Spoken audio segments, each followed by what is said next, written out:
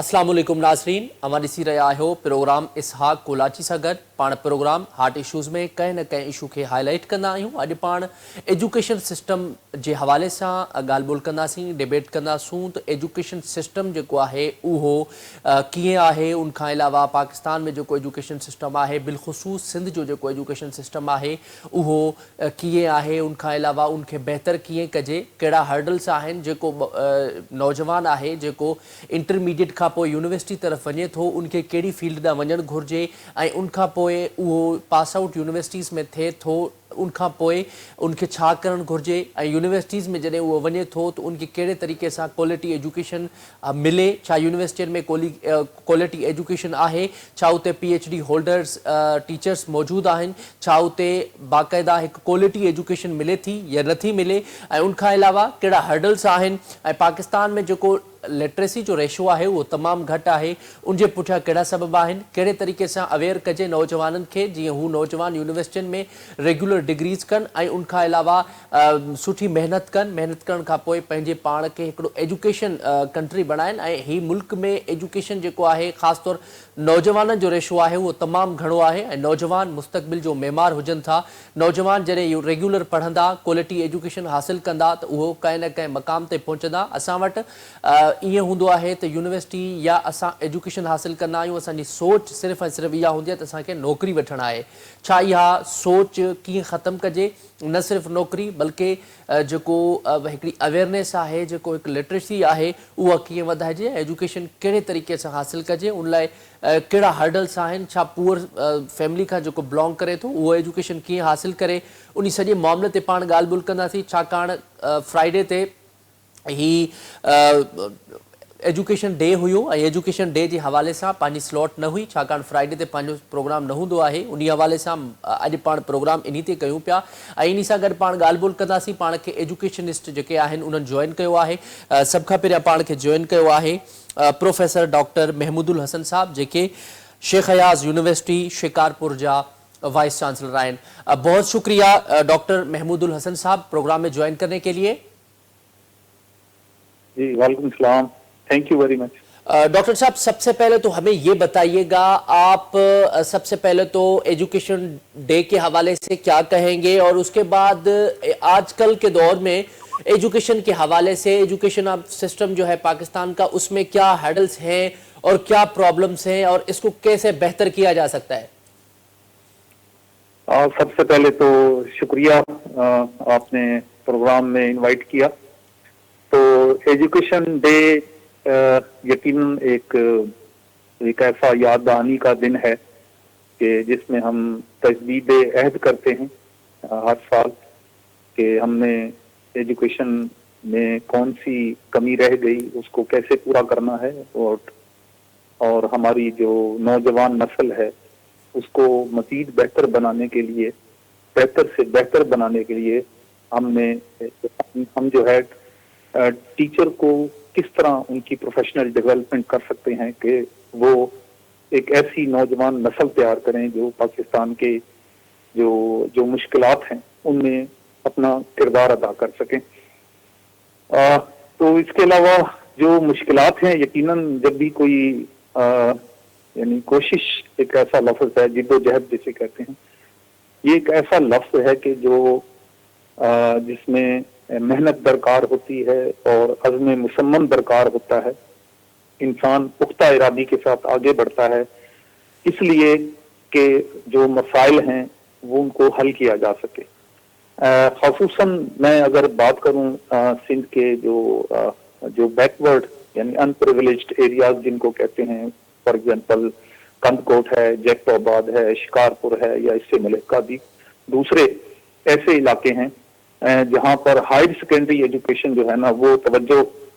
तलब है। यानी जो हायर सेकेंडरी स्कूल हैं गवर्नमेंट की जो है ना वो तवज्जो के तलबगार हैं बहुत ज्यादा, ताकि वहां पर स्किल्ड और प्रोफेशनल टीचर जो हैं वो वहां पर रेगुलर आएं और बच्चों को पढ़ाएं और उनकी प्रोफेशनल डेवलपमेंट की जाए। और अब तो चूंकि यूनिवर्सिटी बन चुकी है, ये शेख हयाज यूनिवर्सिटी इन तमाम इलाकों को कवर भी करती है और बहुत सारे جو کالجز ہیں اب ہم نے ان کو باقاعدہ ایفیلیٹ بھی کر لیا ہے، اور ہم نے یہ سوچا ہے کہ جو مشکلات ہیں طالب علموں کی وہ عموماً یہ ہیں کہ سب سے پہلے تو وہ ہے کہ ایک ایسی چیز ہے لوگوں کے ذہن میں اور طلباء میں جو نسل در نسل ٹرانسفر ہو گئی ہے، وہ ہے امپلائمنٹ، کہ ایک ایجوکیشن چونکہ ٹیکنیکل بھی ہے اور ٹیکنیکل اینڈ ووکیشنل ایک سائڈ پہ، اور دوسری سائڈ پہ ہیومینٹیز اینڈ سوشل سائنسز کی ایجوکیشن ہے. تو ٹیکنیکل ایجوکیشن تو انسان کو سکل بنا دیتی ہے کہ وہ اپنی سوشل لائف میں ایک یعنی جو ہنر سیکھ کے امپلائمنٹ کے بغیر بھی اگر وہ گورنمنٹ کی اگر اسے جاب نہیں بھی ملی تو وہ اپنی لائف کو بہتر بنا سکتا ہے، اکنامیکلی اپنے آپ کو یعنی جو ہے نا وہ جو حالات ہیں، جو مہنگائی ہے، جو انفلیشن ہے، اس کا مقابلہ کر سکتا ہے. لیکن جو ہیومینٹیز اینڈ سوشل سائنسز کے لوگ ہیں زیادہ تر ان کے ساتھ مسائل ہیں، کیونکہ ان کی ایک تو تعداد بھی زیادہ ہوتی ہے اور وہ اسکلڈ نہیں ہوتے، لیکن ان کے پاس صرف جو اہم چیز ہونی چاہیے وہ جس چیز کی کمی رہ جاتی ہے وہ ہے لائف اسکل، کہ زندگی کو گزارنا کیسے ہے. تو ٹیچرز کو ہم الحمدللہ جہاں پر اب ہم کو ریلیٹ کر رہے ہیں ہائر سیکنڈری ایجوکیشن کے ساتھ، تاکہ ہماری جو اسکل ہے وہ ٹرانسفر ہو جائے ہائر سیکنڈری جو لیول کے جو ٹیچرز ہیں ان میں، اور وہ ایسی کھیت تیار کریں کہ وہ یونیورسٹی میں آ کرنا ان کو ہمیں ٹیکل کرنا آسان ہو جائے. کیونکہ مجھے یہاں آئے ہوئے 2 سال ہو گئے ہیں، ہونے والے ہیں، تو یہاں پر جو زیادہ مسائل آ رہے ہیں بیکورڈ ایریاز میں وہ ہے کہ یعنی اسٹوڈنٹ جو ہیں ان کو یونیورسٹی کی ایجوکیشن کا شوق تو ہے، لیکن وہ ان کا جو کوالٹی ایجوکیشن ہے نا وہ سب سے بڑی رکاوٹ بن رہا ہے یونیورسٹی میں ایگزسٹ کرنے کے لیے. تو لہٰذا ہم پوری کوشش کر رہے ہیں کہ ٹیچرز کو ٹرین کیا جائے ہائر سیکنڈری لیول پہ، وہ اچھے بچے تیار کریں جو یونیورسٹی میں آئیں اور ان کو لائف اسکل ملے تاکہ وہ اپنی زندگی کو بہتر بنا سکیں. کیونکہ سب سے بڑی کمی جو ہے نا اصل میں کوئی بے روزگاری نہیں، اصل میں انجسٹس ہے، جو انفارچونیٹلی کسی نہ کسی صورت میں انجسٹس سے مراد یہ بھی نہیں ہے کہ آپ نے کسی کا حق لیا ہے، انجسٹس سے مراد یہ بھی ہے کہ یعنی جو ایجوکیشن اتنی عام ہو جائے یا پھر یونیورسٹیز بہت ساری بن جائیں، کالجز بہت سارے بن جائیں، لیکن اتنی کھیپ جب تیار ہو جائے اسٹوڈنٹس کی تو ان کے ساتھ کرنا کیا ہے، یہ کام ہم جو ہے نا جب نہ کر سکیں، نہ سوچ سکیں، تو یقیناً جو پڑھے لکھے لوگ ہیں جب وہ مارکیٹ میں آتے ہیں تو ان کے لیے یہ ایک جاب ایک چیلنج بن جاتا ہے. جی اس کے علاوہ کچھ پوچھنا چاہیں؟ اچھا ڈاکٹر صاحب یہ بھی بتائیے گا کہ جو نوجوان ہیں، جو طلبہ ہیں، وہ ان کا رجحان کس طرح زیادہ ہے؟ کیونکہ آج کل اے آئی کا دور چل رہا ہے اور ہر جگہ اے آئی کا تذکرہ، بحث، موضوع غور ہے. تو اب آپ یہ بتائیے آج کل کے نوجوانوں میں کیا یہ اس ٹائپ کے جو ڈپارٹمنٹس ہیں اے آئی کے طور پہ یا آئی ٹی کے، اس حوالے سے نوجوان طلبہ جو ہیں وہ وہاں پہ جا رہے ہیں، وہاں پہ پڑھائی کر رہے ہیں، یا وہی روایات ہے جو پرانے ڈپارٹمنٹس ہیں، انجینئرنگ کرنا ہے، میڈیکل کرنا ہے، یا وہی والا مائنڈ سیٹ ہے؟ دیکھیں معاشرے میں ہر طرح کے لوگوں کی ضرورت ہوتی ہے، یعنی کسی شعبے کو ہم یہ نہیں کہہ سکتے کہ اس کی اہمیت نہیں، یعنی تمام شعبہ جات جو ہوتے ہیں زندگی کے وہ سارے ہی بڑے اہم ہوتے ہیں. انفارچونیٹلی پاکستان میں جو ریت چلی ہوئی ہے وہ یہ چل چکی ہے کہ اگر کمپیوٹر سائنس انٹروڈیوس ہوا ہے پاکستان میں تو ایک دم سارے اس کے پیچھے لگ جاتے ہیں بلا سوچے کہ بہت سارے جو دیگر شعبہ ہے زندگی جو ہیں ان کا بھی ہونا بہت ضروری ہے. اور اس طریقے میں جب ایک دم لوگ ایک طرف امڑ پڑتے ہیں، جس طرح اب اے آئی کا دور ہے تو لوگ سارے اے آئی کی طرف ڈپارٹمنٹس کھل رہے ہیں، لوگ اس کی طرف دڑا دڑ جا رہے ہیں، ایڈمیشن بھی ہو رہے ہیں. تو اس صورت میں وہ جو ایک میں عموماً ایک لفظ کہتا ہوں کہ ایک لٹریری انجسٹس پیدا ہو جاتا ہے کہ لوگ جو ہیں دوسرے شعبہ جات کو جب یعنی ایک شعبے پر ترجیح دینے لگ جاتے ہیں یا ایک شعبے کو دوسرے شعبہ جات پر ترجیح دینے لگ جاتے ہیں تو یہ ایک اسٹریٹجیکل انجسٹس ایجوکیشن میں پیدا ہو جاتا ہے، جس کی وجہ سے مسائل हल होने के बजाय और ज्यादा पेचीदा हो जाते हैं। तो हमें यानी बैलेंस रखना चाहिए। तो इसके लिए हमें तमाम उस्ताज़ा को प्रोफेशनली यानी स्किल करने की, उनको डेवलप करने की जरूरत है। और इस पर बहुत ज्यादा आज मैं आपको बताता चलूँ, बहुत अच्छी बात है ये कि National Academy of Higher Education ने एक प्रोफेशनल डेवलपमेंट कोर्सेज जो हैं यूनिवर्सिटी में आने वाले जो टीचर्स हैं, जो रिक्रूटमेंट जिनकी जो एक्सपीरियंस 1 से 5 साल या 1 से 8 साल तक का है, उनको ट्रेन करना शुरू कर दिया है ताकि इस चीज को इक्वली जो है वो सिग्निफाई किया जा सके। और ये दौर जो है बहुत अच्छी है, एआई का जानना अच्छा होता है, ये यकीनन इसकी जिंदगी में जरूरत है। लेकिन इस तरह लोगों को यानी आने वाले स्टूडेंट्स को हमें कंसल्टेंसी देने की जरूरत है, स्टूडेंट्स काउंसलिंग की जरूरत है। बिल्कुल। कि आप जब एकदम एक शोबे की तरफ चले जाते हैं तो उसकी अहमियत जो है वो बजाय ज्यादा होने के एकदम कम हो जाती है। और उसका एंड ये होता है कि लोगों को एम्प्लॉयमेंट के मसाइल आना शुरू हो जाते हैं, जिस तरह कंप्यूटर साइंस में हुआ, जिस तरह इंजीनियरिंग में हुआ, जिस तरह मेडिकल में हुआ, कि लोग हर जगह जो है ना इतने ज्यादा हो चुके हैं, इतने ज्यादा जा चुके हैं। आमतौर पे ये तासुर पाया जाता है कि जो यूनिवर्सिटीज़ हैं उसमें टीचिंग की अपॉइंटमेंट्स हो या वीसी साहिबान की अपॉइंटमेंट्स हो या हायर एजुकेशन में जो है वो पॉलिटिकल इंटरवीन बहुत ज़्यादा होती है। क्या आप इस तासुर को वाकई में ऐसा समझते हैं या ये अफवाह है? और दूसरा हमें ये भी बताइएगा कि वहाँ पे या टीचर्स जो हैं वो यूनिवर्सिटीज़ में हायर एजुकेशन जो टीचर्स हैं उसमें उनकी अपॉइंटमेंट्स होती है वो सारे हाईली क्वालिफाइड होते हैं, पीएचडी होल्डर्स होते हैं या वो नहीं होते? देखिए, जो पोजीशन होती हैं उनमें जो कंडीशन, जो टर्म्स कंडीशन रखी जाती हैं, जो लेक्चरर है उसमें जरूरी नहीं है कि कोई पीएचडी हो। इसी तरह असिस्टेंट प्रोफेसर है, उसके लिए भी जरूरी नहीं कि कोई पीएचडी हो। लेकिन उससे आगे जो एसोसिएट प्रोफेसर और प्रोफेसर लोग हैं वो पीएचडी होना जरूरी है। वो नहीं, अगर पीएचडी नहीं होंगे तो हमें रिसर्च में जो है ना मसाइल आना शुरू हो जाते हैं, क्योंकि पीएचडी एक बहुत बड़ी डिग्री है, उसमें जितने अच्छे टीचर हों, रिसर्च ओरिएंटेड हों, इससे यूनिवर्सिटी की रैंकिंग और स्टूडेंट्स की डेवलपमेंट जो है दोनों इक्वली जो है साइड बाय साइड चलती हैं। और लेक्चरर्स भी होते हैं जिनका पीएचडी होना जरूरी नहीं है। जहां तक रह गया पॉलिटिकल इंटरफेरेंस का, तो इससे हम इनकार नहीं कर सकते। होती जरूर है लेकिन इस हद तक नहीं होती कि वो हम उसको जो है ना रेजिस्ट ना कर सकें। हाँ, फिर इस ऐसी सूरत में एडमिनिस्ट्रेटिव जो क्वालिटीज हैं वो काम आती हैं कि वाइस चांसलर या फिर जो जिम्मेदारान है वो उसको कैसे टैकल करते हैं। मैं तो यही कहूंगा कि वाइस चांसलर को और जो पॉलिटिकल फिगर्स हैं दोनों को मिलकर एक टेबल पे बैठना चाहिए और बच्चों के मुस्तकबिल और जो जिनको, क्योंकि ये वो बच्चे हैं जो एजुकेशन हासिल करके इधर उधर से आए हुए होते हैं, और इनके बारे में खुद एक डिसाइसिव जो है किस्म का माहौल पैदा करना चाहिए ताकि मजीद जो है चीजें मुश्किल में ना हो।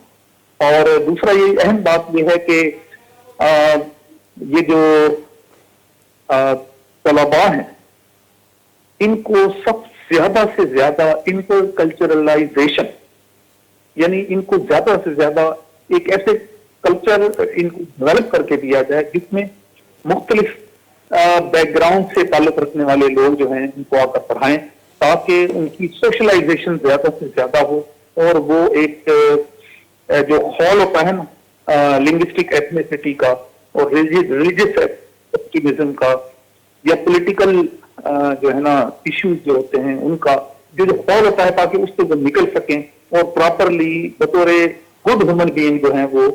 उनकी ट्रेनिंग हो सके तलबा की। तो हम भी इस लिहाज से पूरी कोशिश कर रहे हैं कि पूरे मुल्क से, बल्कि हम बाहर से भी मुल्क से बाहर से भी टीचर लाने की कोशिश करें ताकि ये इलाका जो है बड़ा जरूरतमंद है और इसके बच्चे बड़े जरूरतमंद हैं। इनकी इंटरकल्चरलाइजेशन जितनी ज्यादा होगी उतने ही ज्यादा इनका ग्लोबल जो व्यू है, वो विजन जो है वो बनेगा। तो मुझे उम्मीद है कि ये हमारी जो स्ट्रेटेजी है ये इन जो बैकवर्ड एरियाज, अनप्रिविलेज्ड जो एरियाज हैं, इनके बच्चों के लिए बड़ी कारगर साबित होगी। जी चलें, बहुत शुक्रिया डॉक्टर महमूदुल हसन साहब, आपने हमें टाइम दिया। नाज़रीन, जीअं त असांजे पैनल जी ॻाल्हि ॿोल ॿुधी, उन्हनि एजुकेशन हवाले सां, हायर एजुकेशन हवाले सां उन्हनि तफ़सीली ॿुधायो त टीचर्स जेके आहिनि उहे हाईली क्वालिफाइड हूंदा त ऑटोमेटिकली एजुकेशन जेका आहे उहा बि क्वालिटी वारी हूंदी ऐं क्वालिटी एजुकेशन जो वॾो रोल हुजे थो ऐं क्वालिटी एजुकेशन इम्पोर्टेंट आहे, ख़ासि तौर ते यूनिवर्सिटी सेक्टर में। यूनिवर्सिटीज़ जा जेके स्टूडेंट्स आहिनि उहे मुस्तक़बिल जा मेमार हूंदा आहिनि ऐं यूनिवर्सिटी जा जेके नौजवान जॾहिं पास आउट थी करे इहे कंहिं न कंहिं उहिदनि ते वॾनि जेके डिपार्टमेंट से सर्व कनि था, इहो अल्टीमेटली पाकिस्तान ऐं असांजे सिंध जे लाइ हिकिड़ो बहसियत फ़ख़्रु ऐं फॉरेन कंट्रीज़ में इंटरनेशनली वञी करे उहे मुल्क जो ऐं पूरे सिंध जो जेको आहे नालो रोशन कनि था। सो नाज़रीन, प्रोग्राम जारी आहे, हिते वठंदो शॉर्ट ब्रेक, स्टे विथ अस।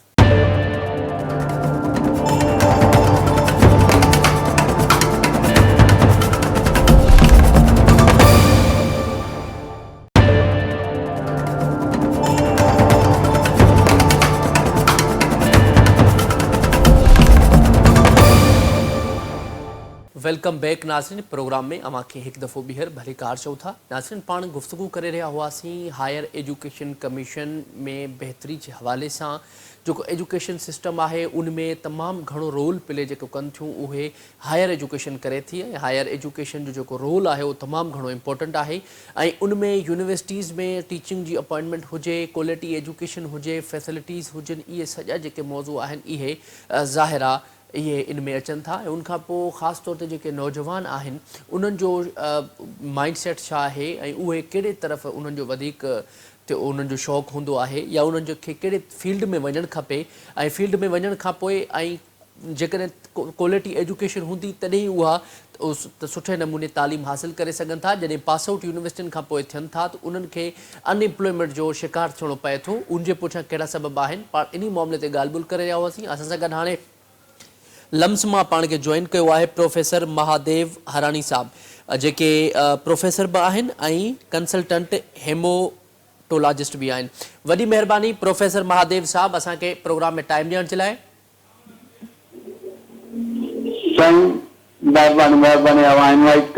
Thank you very much. Mahadev साहब, सब खां पहिरियां असांखे इहो ॿुधाइजो, अवां क्वालिटी एजुकेशन जे हवाले सां सब खां पहिरियां छा चवणु चाहींदो, जेको तालीमी निज़ाम आहे उहो उन में कहिड़ा हर्डल्स आहिनि ऐं उनखे कीअं कहिड़े तरीक़े सां बहितर करे सघिजे थो? अॼु जो तालीमी निज़ाम में त अॼुकल्ह ॾिसो तमामु वसी नमूने सां यूनिवर्सिटियुनि जो ॼार विछाइजी रहियो आहे, कॉलेजनि जो ॼार बि प्राइवेट सेक्टर में विछाइजी रहियो आहे। कई हिकिड़ा कोर्सिस चालू थी रहिया आहिनि, पर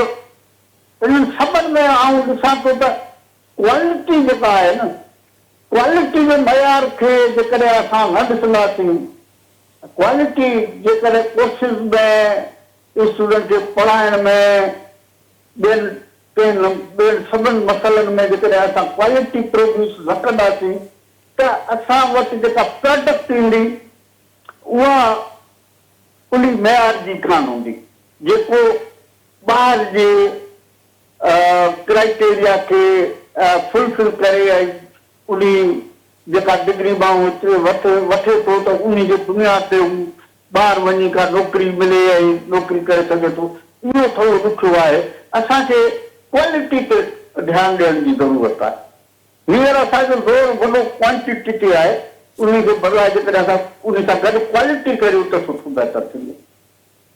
बिल्कुलु। अच्छा, इहो महादेव साहब ॿुधाइजो त हीअ अॼुकल्ह जेको नौजवान आहे उन्हनि में जेको हिकिड़ी बेचैनी हूंदी आहे त यूनिवर्सिटीज़ वेंदासीं ऐं जेको ख़ासि तौर ते जेके मिडिल क्लास फैमिली खां जिन्हनि जो तालुक़ु हुजे थो उहे जॾहिं ज़ाहिर आहे वॾी मुश्किल सां यूनिवर्सिटी पढ़नि था ऐं उनखां पोइ बि अनएम्प्लॉयमेंट जो शिकार थियनि था, उन्हनि खे नौकरियूं नथियूं मिलनि। ऐं ॿिए तरफ़ कुझु हद ताईं अहिड़ो कॉन्सेप्ट बि हुजे थो त कुझु माण्हू चवंदा आहिनि त यूनिवर्सिटी या तालीम जेका असां हासिलु कंदासीं उहा नौकरी लाइ कंदासीं, त इन ॿिनि माइंड सेट खे कीअं था ॾिसो ऐं अनएम्प्लॉयमेंट जो आख़िर हल छा आहे? कहिड़े तरीक़े सां नौजवान जेके आहिनि यूनिवर्सिटी पढ़ण खां पोइ उहे नौकरी हासिल करे सघनि था?